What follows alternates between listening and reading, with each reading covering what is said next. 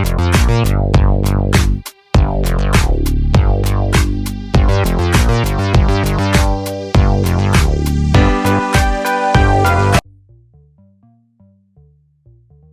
hello family.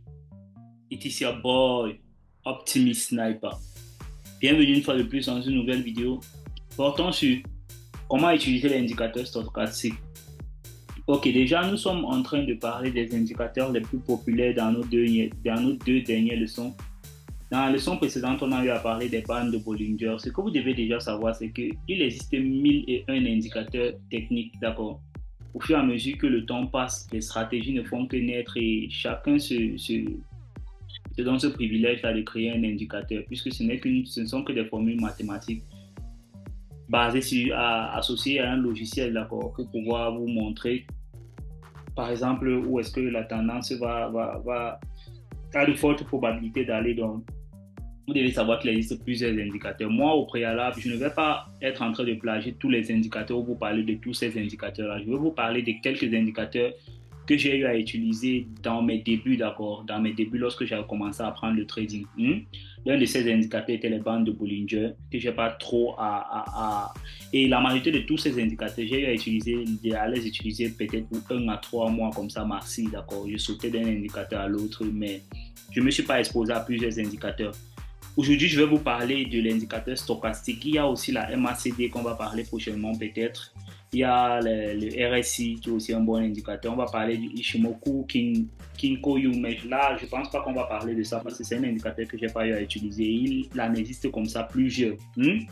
Ok, parlons de comment utiliser l'indicateur stochastique. Déjà, l'oscillateur stochastique, c'est un autre indicateur technique qui aide les traders à déterminer où une tendance pourrait se terminer, d'accord, pour essayer de voir s'ils peuvent avoir un reversal.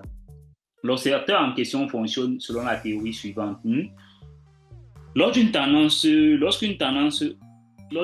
haussière, en fait, les prix resteront égaux ou supérieurs au coût de clôture précédent. D'accord. Lors d'une tendance haussière, les coûts de clôture, quand on parle des coûts de clôture, c'est les coûts de clôture des bougies. D'accord. Voilà par exemple une tendance haussière. Lors d'une tendance haussière, les coûts de clôture de bougies resteront soit égaux, soit ils doivent clôturer égaux ici, soit ils seront supérieurs au coût de clôture précédent. D'accord. Ça montre clairement que nous sommes là dans une tendance haussière, c'est simple à comprendre.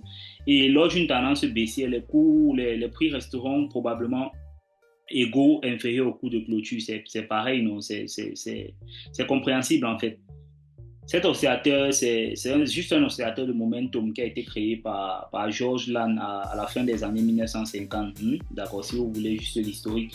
L'oscillateur stochastique utilise une échelle pour mesurer le degré de variation entre les prix d'une période de clôture afin de prédire la poursuite de la tendance, de la direction actuelle.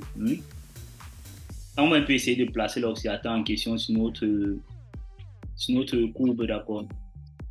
On va un peu voir si on peut mettre, j'ai jamais eu à placer même ça. On va voir si on peut mettre le stochastique ici. Stock, ok.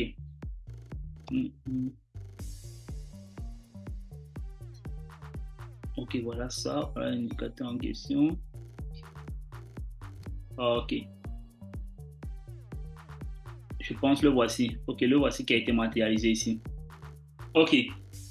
Vous voyez, vous pouvez voir l'indicateur ici. Voici l'indicateur en question. Vous voyez, vous le voyez très bien. Ok, les deux lignes sont similaires aux lignes de la MACD dans le sens où une ligne est plus rapide que l'autre. Quand je parle des deux lignes, ce sont les deux lignes ici, d'accord? Ce sont les deux lignes de courbe ici. Ces courbes-ci qui montent, qui descendent là, ce sont les deux lignes qui c'est pareil, c'est un peu pareil à la MACD, d'accord? Maintenant, comment trader le forex en utilisant l'indicateur? Comment vous pouvez utiliser ça pour pouvoir prendre des décisions? Déjà, l'indicateur stochastique nous indique quand le marché est en surachat et en survente.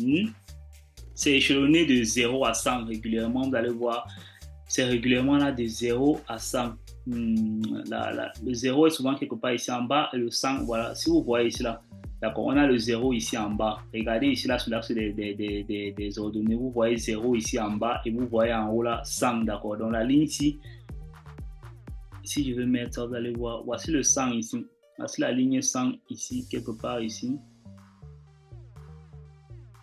Voici la ligne 100. Voici la ligne 100 ici. Ok. Et voici la ligne 0 ici en bas. D'accord? Vous voyez ça, non? C'est juste un indicateur qui vous montre quand est-ce que le prix est en surachat et quand est-ce que le prix est en suivante. Quand le prix est en surachat, on estime qu'il peut avoir un retracement en haut, un reversal. Et quand le prix est en suivante, on estime qu'il peut avoir aussi un retracement haussier ou un reversal. Ok, lorsque les lignes de stock ASIC sont supérieures à 80, cela signifie que le marché est en surachat. Donc, lorsque les courbes ici là seront supérieures à 80, lorsqu'elles seront quelque part ici en haut à 80, ça veut dire que le marché est en surachat. Et lorsque les lignes du stochastique sont inférieures à 20, lorsqu'elles seront inférieures ici à 20, vous voyez là, tout ça est exprimé ici là sur l'axe des ordonnées. D'accord, voici 20 ici, voilà 40, voilà 60, 80 aussi quelque part là. Donc, toutefois que les deux lignes ici seront au-dessus de la ligne de 80, on va se dire que le prix est en surachat actuellement. Et toutefois qu'elles seront en bas de la ligne 20, on va dire que le prix est en suivante. En règle générale, on va acheter lorsque le marché est en suivante et on va vendre lorsque le marché est en surachat. Non, c'est simple. En regardant le graphique des devises ci-dessus, par exemple, en regardant le graphique des devises ci-dessus, vous pouvez voir que l'indicateur montre que les conditions de surachat depuis un certain temps, ici, là, nous sommes en surachat, d'accord? Clairement, l'indicateur en train de nous montrer que nous sommes en surachat. Sur la base de ces informations, vous pouvez deviner quoi faire. Vous pouvez deviner, par exemple, que là, maintenant, il faut que vous soyez en train de vendre peut-être le marché si on est en surachat. Mais comme je vous dis toujours, on n'utilise pas juste un indicateur comme ça à l'aveugle, d'accord? Il y a d'autres outils que vous allez agencer pour pouvoir prendre vos décisions. Mais actuellement, l'indicateur est en train de nous montrer que nous sommes en surachat. OK. Si vous avez dit que le prix allait baisser, va baisser là maintenant et que par la suite le prix baisse, vous allez faire du profit, d'accord? Voilà donc les bases du stochastique ici là, c'est très simple. Vous avez vu l'indicateur, non? Il vous montre juste quand le prix est en surachat et il vous montre quand le prix est en suivante. C'est l'indicateur lui-même ici. Ok. De nombreux traders forex utilisent le stochastique de différentes manières, mais l'objectif principal de l'indicateur en fait, c'est de nous montrer où les conditions du marché pourraient être éventuelles, où on pourra avoir une surachat et une suivante. Gardez à l'esprit que le stochastique peut rester au-dessus.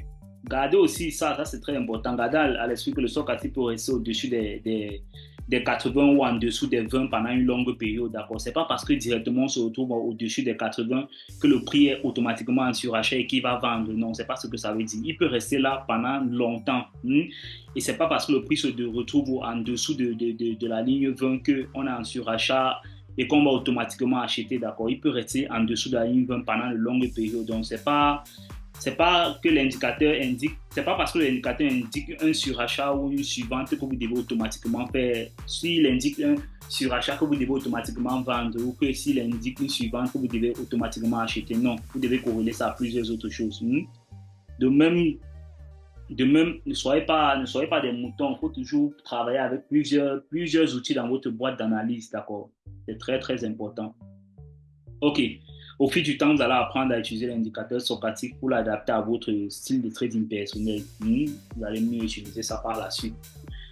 Là, on pourrait parler du RSI, mais je préfère mettre ça dans une autre leçon, d'accord? On va clôturer la leçon sur le stochastique comme ça. Et pour ceux qui ont des questions, vous pouvez laisser en commentaire. C'est un très bon indicateur parce qu'il est très simple, d'accord? Il vous indique juste quand est-ce que le prix est en surachat et quand est-ce que le prix est en suivante. Et en ce moment-là, vous pouvez voir par rapport à d'autres outils que vous utilisez dans votre boîte à outils, si ça coïncide réellement avec ce que l'indicateur est en train de vous montrer, vous pouvez décider de prendre une décision.